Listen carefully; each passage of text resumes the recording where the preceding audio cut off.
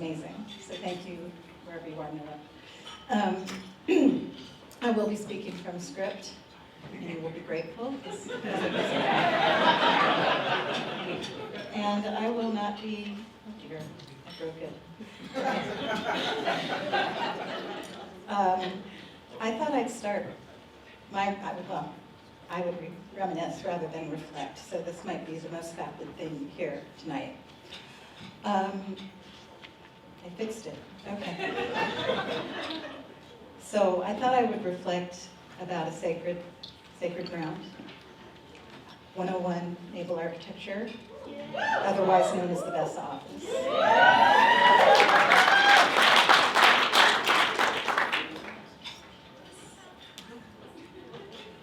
You're giving away all of it. Sorry. Sorry.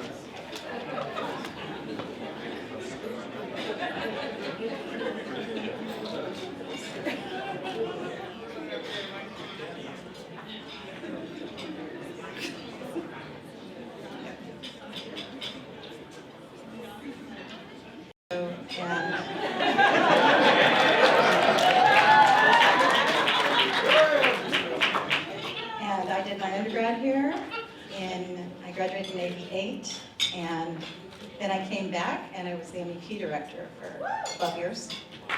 So, anyway, the Best Office. So my first trip to the Best Office, I was with my best friend to this day, Stacy Turner, who's hanging up there. And Stacy came all the way from Houston tonight, just for this, to be with Bessa.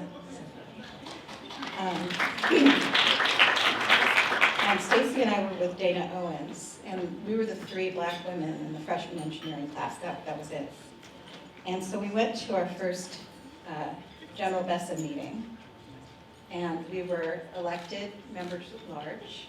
We were really selected, told you will be a member at large. We didn't know what that meant, but we were told to go to the first Bessa officers meeting. And of course, we didn't know where we were going, so we were late, and we tried to go in quietly. And the president of Bessa, Angela Johnson, I don't know if she's here, I don't know if any of you know her, but she stopped mid-sentence and she pointed and she said, "Ooh, the freshmen are here." And so we were mortified. We wanted to back out of the room, and she said, "Oh, we have a job just for freshmen." And the other officers started chuckling. And she said, "Well, your job is to go to Alameda Park at 8 in the morning and occupy some tables because we're having this big Bessa picnic and someone needs to reserve the tables." So we wanted to turn around and run at that point. But if anyone here, does anyone know Angela Johnson? Because if you knew her, you'll know that we had our behinds in the mist, in the cold, and we reserved the heck out of those picnic tables. So I wanted to say that Stacy and Dana and myself and the rest of our class, we kind of brought the sort of nervous, silly, awkward, shy to Bessa. But a couple years later, we had a trio that arrived with swagger, and I just wanted to give a shout out to Reggie, Larry, and AC.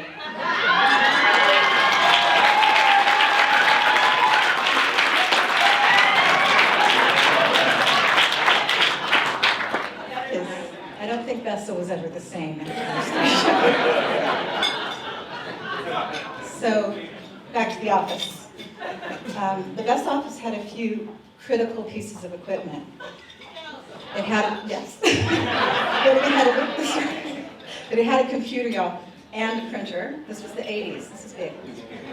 It had a phone, it had a landline. And, yes, it had the couch. So I thought I'd take a quick poll.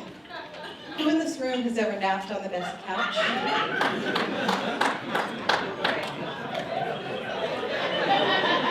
Who in this room has ever pulled an all-nighter in the Bessa office in a state of panic and desperation? Who in this room has taken an entire three-hour practice GRE exam in the Bessa office at 7:30 a.m. on a Saturday? It was Stacy's idea. Stacy maybe do it. Okay, and who in this room has ever watched a certain calm, cool, and entirely too collected graduate student spend an entire afternoon on the phone with the NSBE National Board? Anybody know who I'm talking about? No? Okay. So, Bessa was like family for us because every family has got a dirty couch somewhere. And beside the couch and the office equipment, Bessa had sources of inspiration and aspiration. We looked up to the upperclassmen with awe. They had made it through Physics 7B, Math 53, Math 54. They were survivors. And we looked at the Aegis members with awe and wonder. They were Black graduate students. They looked like us, and they were getting PhDs and master's degrees. So I wanted to say, never underestimate, even the youngest people here, your power as role models. It's amazing to see people who look like you, but doing things you never dreamed you could do. Now, for the women of my generation, I can sum that up with 2 words: Valerie Taylor.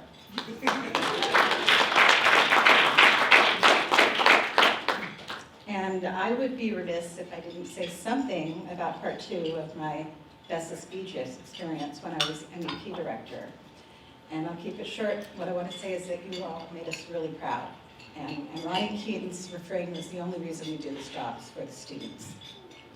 And we enjoyed celebrating with you, celebrating that first A on a midterm or a final, celebrating those dissertation signatures, those summer jobs, those lab placements. And we also enjoyed singing the blues. With Mark McKelvin in particular, it's called the I Hate California Blues. But I must say, we sang it with a number of Aegis students who had come from other schools.